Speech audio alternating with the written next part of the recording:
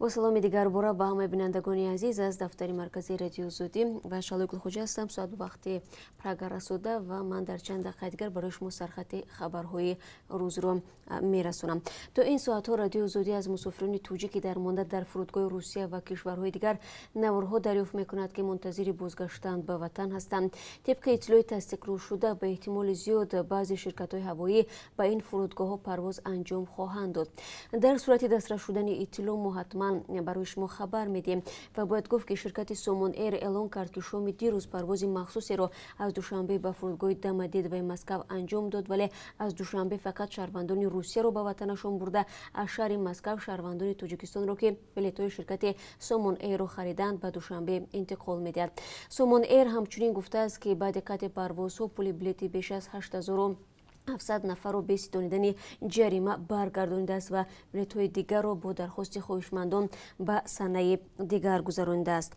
اما این شب روز سوال مطرح دیگر این است که آیا بهتر شهروندان تاجیکستان در خارجه بمانند و یا به وطن برگردند. آخر هفته گذشته مقامات تاجیکستان بیشتر از 500 نفری را که از مسکو و دوبای به دوشنبه برگشتند برای معاینه حتمی و کرانتین 15 روزه به 2 آسایشگاه در ناحیه ورزو بردند. اما مدت کوتاه بعد از جوگیر کردن آنها در اردوگاه کودکان عظیم چرود، مسافران با ارسال ویدیوها از وضع نامناسب نگهداری در اردوگاه شکایت کردند. بعداً مقامات رسمی آنها را به آسایشگاه دیگر و شفاخانه به دوشنبه انتقال دادند. این موضوع یکی از دیگر مسائل مطرح در برنامه امروزه ما خواهد بود. نوروز امساله باران سخت را به همراه داشت و در بعضی منطقه‌های تاجیکستان سیل فرآمد، از جمله در چند جماعت ولایت ختلان. آخر هفته گذشته سیل ضرر خود را رسانده و طبق معلومات رسمی یک نفر حتی به هلاکت رسیده است. ساکنان دهه حلقه‌جر جماعت به نام عینی نویه خراسان میگویند آب به خانه‌های آنها درآمده است. تا آن دمی که مقامات خسارات سیل اخیر را حساب میکنند، همکاران ما با خود مردم هم صحبت شدند که آنها چیزی دیدند. جزئیات رو در برنامه خبری میتوانید از محل حادثه تماشا کنید. و روز یکشنبه خروت را زلزله نیرومند تکان داد. بر اثر زمین لرزه منزل زیست مردم زیادی در قسمت شمالی زاگرب زیان دیده است. سروزیر خروت به ساکنان بناهای زیان دیده مشورت داد که صرف نظر از هوای سرد به خانه‌هایشان بر نگردند. در این باره نیز ما یک گزارش خواهیم داشت.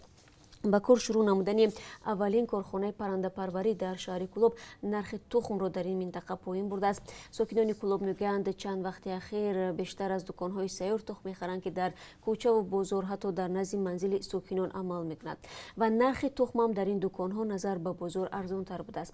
باید گفت که واردات تخم از خارج کشور منع است و برای تامین اهالی با این محصولات در شهر و ناحیه‌ها فابریکه مرغ پروری ساخته شده است و تا کجا این کارخانه‌ها نیاز اهالی را برآورده می‌سازند در برنامه خبری صحبت خواهیم کرد. یک روز پس از آن که کمیته بین‌المللی المپی اعلام کرد بنابر پنجشنبه بیماری کرونا در سراسر جهان مسئله برگزار شدن یا نشدن بازی‌های المپی در توکیو را بررسی می‌کند، نخست وزیر ژاپن احتمال به تأخیر انداختن این مسابقات را مطرح نمود. هیئت اجرایی کمیته بین‌المللی المپی این نهاد اعلام کرد تا 4 هفته دیگر در مورد اینکه بازی المپی 2020 در توکیو پایتخت ژاپن دایر شود یا نه تصمیم خواهند گرفت. طوری که کمیته بین‌المللی المپی در وبسایت خود اعلان کرد با در نظر گرفتن نگرانی ها از سلامتی همه کسانی که به توکیو سفر میکنند، سناریوهای گوناگون در نظر گرفته می شود و این سناریوها از جمله تغییر برنامه ها و همچنین تغییر از زمان آغاز بازی ها خواهد بود.